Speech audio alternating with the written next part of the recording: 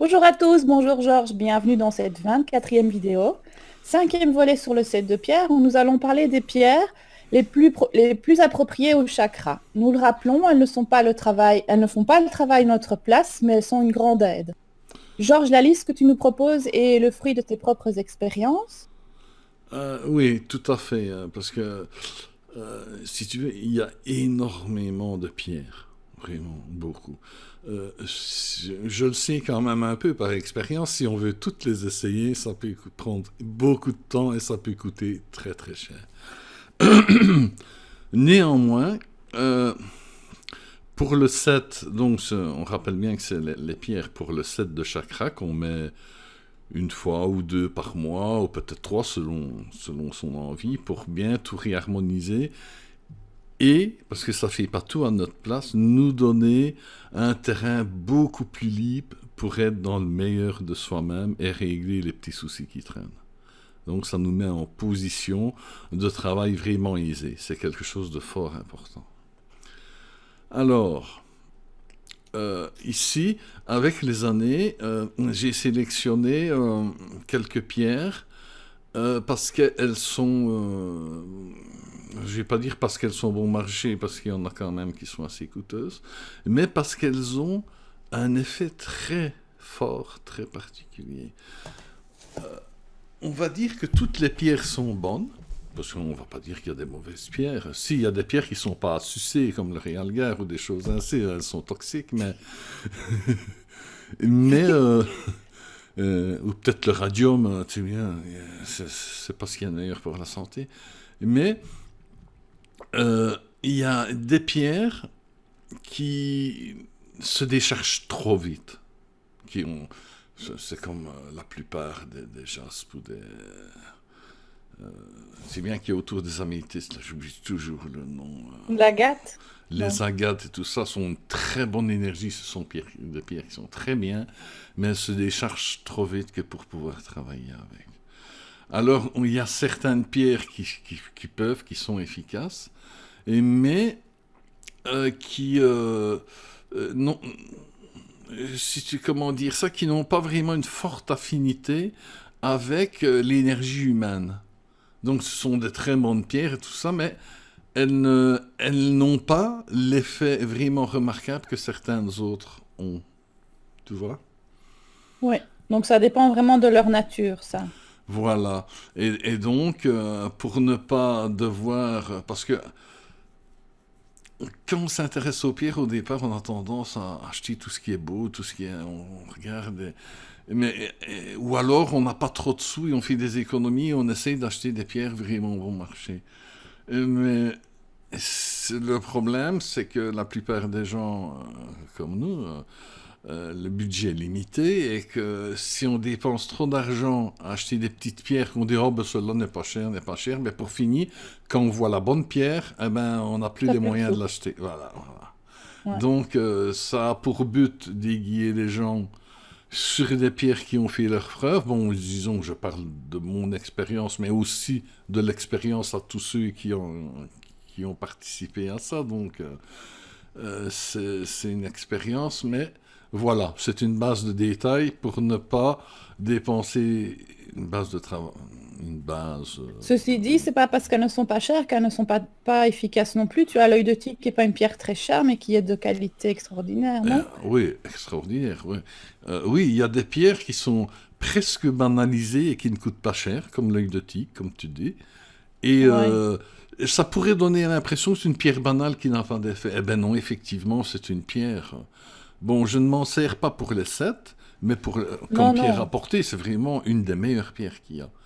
Comme le Oui, quartz voilà. rutile. Le quartz rutile, c'est vrai qu'on n'en trouve pas autant des beaux que de. Facilement, on n'en trouve pas facilement des beaux comme l'œil de tigre, mais le quartz rutile, personne n'a l'air de vraiment en parler de ça, mais pourtant c'est vraiment une pierre extraordinaire aussi. Donc, tu vois, euh, il faut essayer d'avoir des bons renseignements, partir sur une bonne base pour cibler tes achats. Voilà. Ok, d'accord. D'autant plus une personne qui est novice, qui découvre les pierres et qui essaie, eh bien, si elle achète des pierres qui n'ont, attention, je ne vais pas dire peu d'effets, mais peu d'effets remarquables. Parce qu'une pierre a toujours un effet à un endroit donné. Mais on ne le remarque pas forcément. Même souvent, les pierres les plus, c'est pas puissantes, les plus en affinité, qui ont vraiment un effet vraiment remarquable, eh ben, tout le monde ne le ressent pas non plus. On se rend compte après qu'il y a plein de choses qui vont mieux. Qui vont Mais changer. on Ouais. n'a pas forcément senti l'action de la pierre, tu vois. Donc, D'accord. c'est ça que c'est assez difficile, je vais dire, de se lancer avec des bons choix dans les pierres. Alors, on va pas trop détailler les effets physiques des pierres pour une bonne raison, Georges. Oui, vous allez remarquer que je ne m'attarde pas sur la description de ce que de ce que font les pierres que je mets en avant ici. Il y a même certaines pierres, je ne dis quasiment rien. C'est pour ne pas créer d'idées préconçues, pour que les gens découvrent eux-mêmes, fassent bien attention à leur ressenti personnel pour découvrir l'action de la pierre. Un grand ennemi que nous avons tous, ce sont les idées préconçues. Donc, si tu pars avec l'idée de l'expérience d'un autre, Il tu faut risques, absolument ressentir telle ou telle chose. il faut absolument ressentir telle ou telle chose, ou même tu pourrais ressentir autre chose à ta façon. Et te dire, je suis nul. Oui, parce qu'il ne faut pas perdre de vue qu'une pierre peut agir d'une manière tout à fait différente avec certaines personnes ou avec la même personne à certains moments. Il n'y a pas vraiment de règle fixe. Et dans ce but-là, je ne m'étends pas sur Les effets. les effets voilà, que des pierres qu'on a pu ressentir. Qu'est-ce que c'est que ça? Il y a une mouche devant la caméra.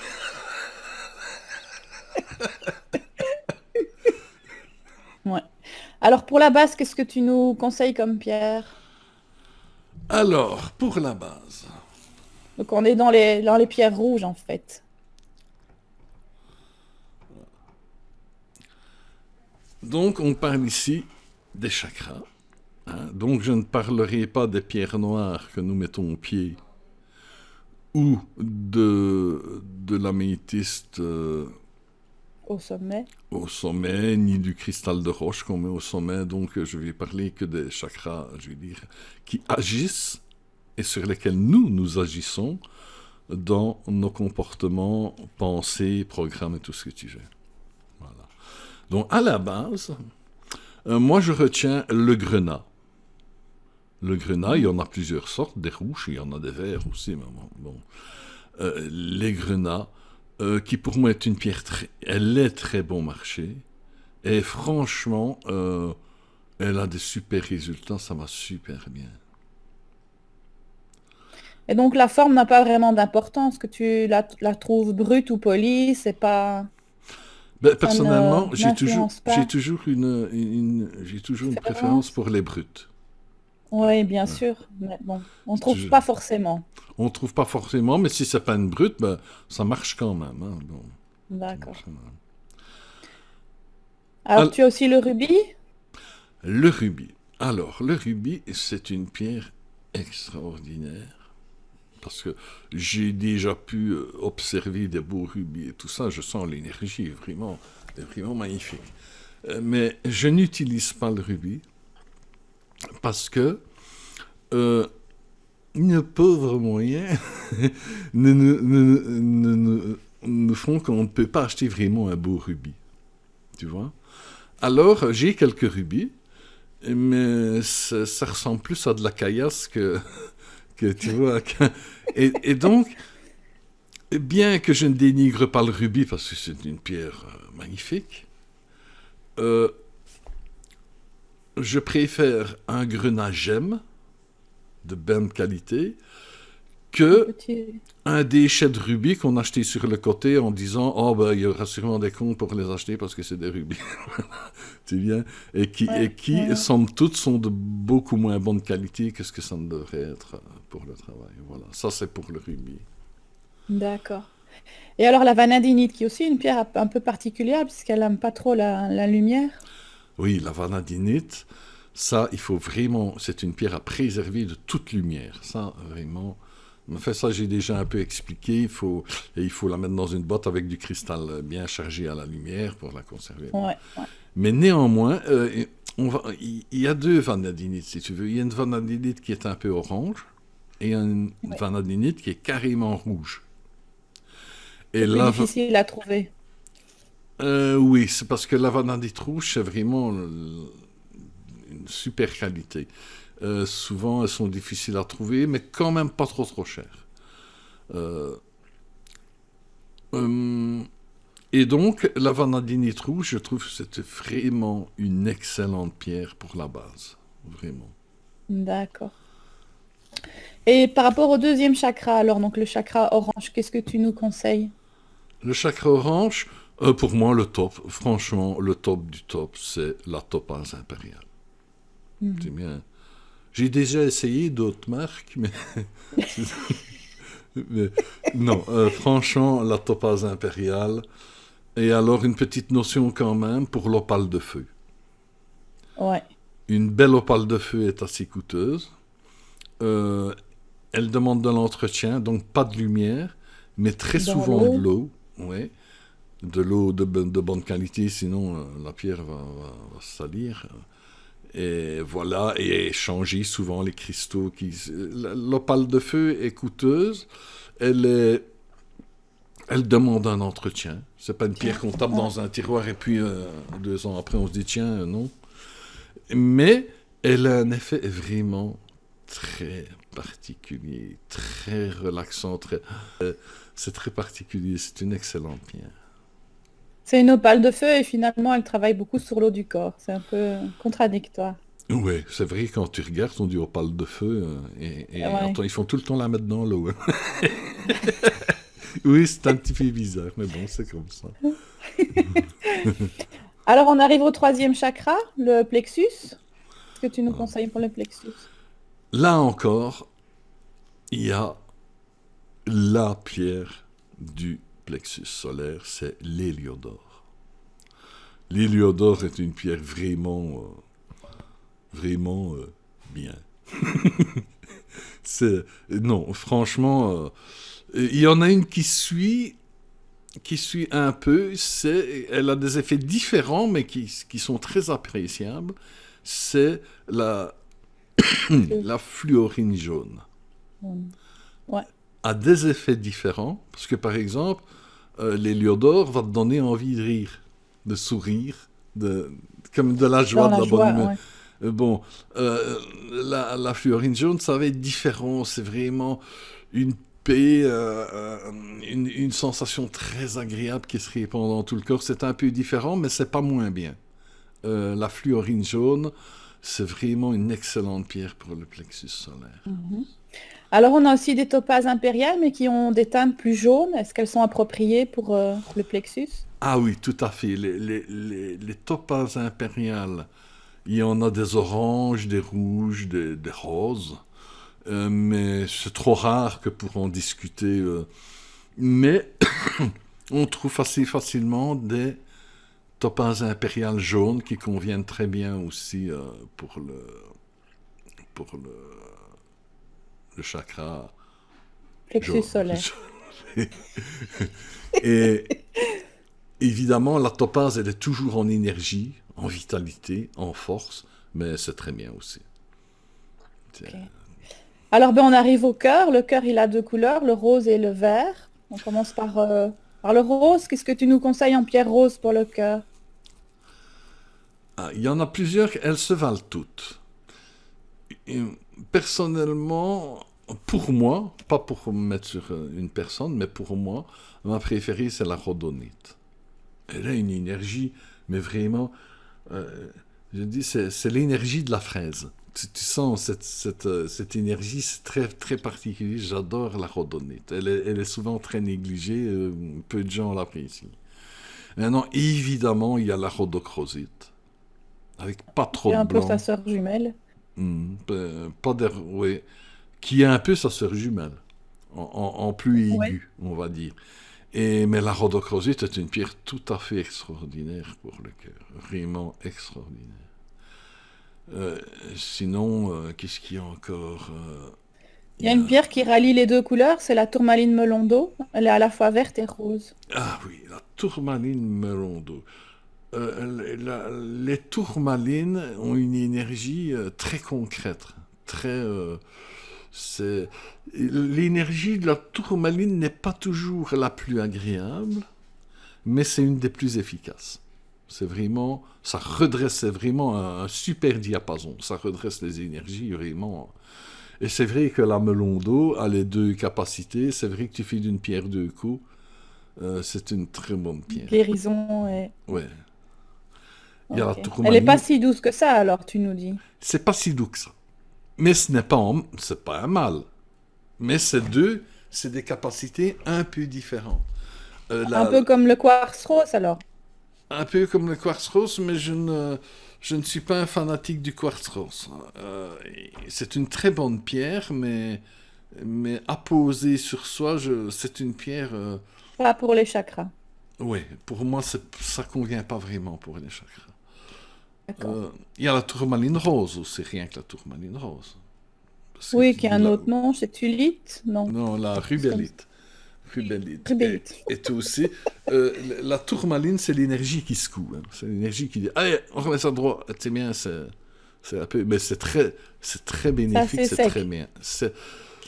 On va dire ça comme ça, comparé C'est à une sec. rhodochrosite qui te prend dans ses bras, c'est délicieux. Là, les tourmalines, c'est plutôt, allez, garde à vous, c'est bien. C'est, Le foie est sorti. c'est un petit peu plus médical, je dirais, tu vois. D'accord. Ouais. Et au niveau des vertes, alors, les pierres vertes. Les vertes, la numéro un pour moi, c'est l'émeraude. L'émeraude a une énergie tout à fait incomparable. Je dirais, c'est du talc en pierre. C'est d'une douceur. L'émeraude est quelque chose de magnifique. Donc, il faut bien attendre de Oui. trouver sur une top qualité que Mais d'acheter la regarde, première qu'on voit. ben oui, mais regarde, on avait dans la vidéo, on montre des émeraudes qu'on a trouvées. Tu te souviens qu'on a les émeraudes. Ouais, ouais, Ben, elles bien sûr. n'étaient pas hors de prix, hein.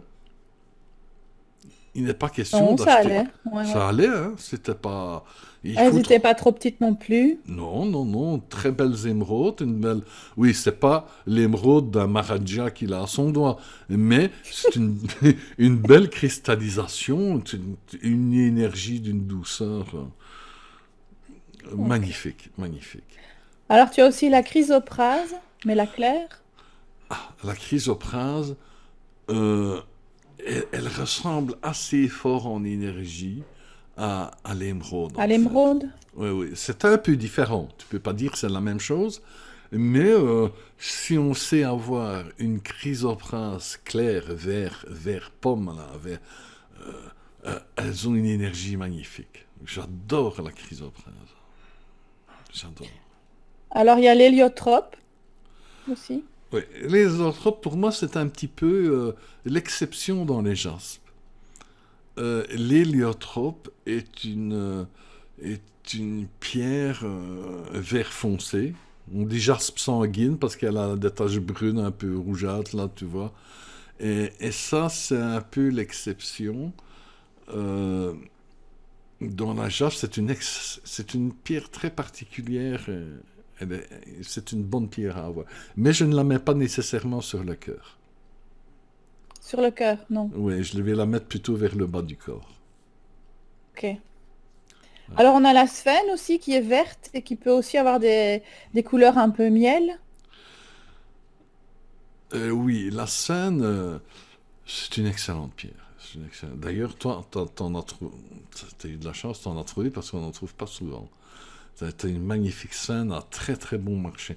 Euh, Mairie a trouvé un gars qui vend par correspondance des pierres, parce que je déconseille en général les pierres par correspondance parce que tu risques de te retrouver avec des grains de riz qui coûtent la peau du cul. Hein. Et là, t'as trouvé un, franchement, t'as Sven de belle taille, et franchement, pas cher du tout. Franchement, bon, donc je On avait reviens. déjà eu un au Sainte-Marie aussi, hein, Oui, donc oui, c'est déjà quelqu'un que t'as rencontré. Mais ouais, voilà. Mais c'est pas pour ça qu'ils ne t'arnaqueraient pas quand t'es loin, hein. Ça veut rien dire. Non, c'est sûr, mais enfin bon. Mais bon, donc je reviens sur le fait de dire n'achetez jamais de pierres sur Internet. Là, la mairie a trouvé la perle rare. Ah, c'est l'exception qui confirme la règle.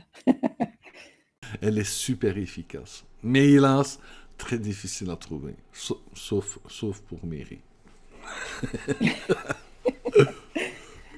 Alors on continue l'ascension, on se retrouve à la gorge. Qu'est-ce que tu nous conseilles à la gorge? Ah, moi, la gorge, celle qui est devant sur la numéro 1, c'est la turquoise.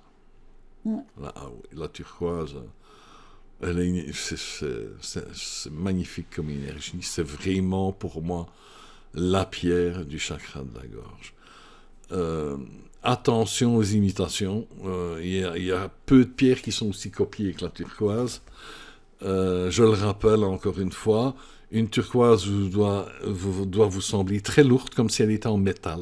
C'est bien, très lourde. Et quand on touche parce qu'elle donc elle est très dense, si vous la touchez sur les lèvres, vous avez l'impression qu'elle est froide. Et le froid reste une petite seconde, quoi, tu vois. Une fausse est légère, et elle prend directement la température de tes doigts ou de ta lèvre. Donc ça, ce sont les fausses. On doit avoir l'impression que la pierre est vraiment en métal. Ça, c'est la turquoise. Il y a beaucoup de pierres qui sont teintées comme l'owlite, je crois, qui sont teintées et qu'on vend pour des turquoises. Oui, il y a plusieurs sortes. Il y a aussi une pierre d'eau qu'on aime bien, c'est l'aigle marine. L'aigle marine est excellente. L'aigle marine, c'est une super pierre. Seulement, personnellement, je préfère la mettre à l'arrière que à la gorge. Bon, maintenant, chaque cas est différent, hein. Là, je parle bien de mon expérience, hein. Comme ça, voilà. Mais c'est une super pierre aussi, l'aigle marine. J'adore l'aigle marine. Alors on a aussi l'amazonite, mais elle est un peu plus verte que turquoise, l'amazonite, non? Non, ça dépend. Il y en a des un peu plus vertes, il y en a des beaucoup plus bleues. Ça dépend un peu de la pierre. C'est une pierre très douce. Je ne l'ai pas trop expérimenté, mais l'amazonite c'est un peu particulier. C'est une énergie difficile à définir, mais c'est une bonne pierre. Et tu la mets aussi sur la glotte comme la turquoise ou tu la mets plus comme l'aigle Non, marine non, à je l'arrière? la mets.